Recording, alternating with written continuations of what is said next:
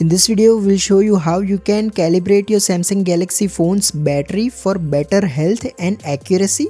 So over time, phone batteries do degrade and there's nothing you can do about it. However, if you are seeing your Samsung Galaxy phone's battery percentage drop randomly, so for instance, if it's dropping from 20% to 10% in a matter of minutes, there may be an issue with the calibration. So to fix this, what you need to do is plug your Samsung Galaxy phone into a charger and then charge it to 100%. Once it reaches 100%, leave it charging for another hour or so. After that, simply unplug the charger and then use your phone as usual. Now don't charge the Samsung Galaxy phone until it reaches 0% and then turns off on its own. Once it does, you can plug the charger back in and the battery will be calibrated. Once you do this, your Samsung phone should show accurate percentage all the time. If you find this video useful, please don't forget to like and subscribe to Glitch Guru.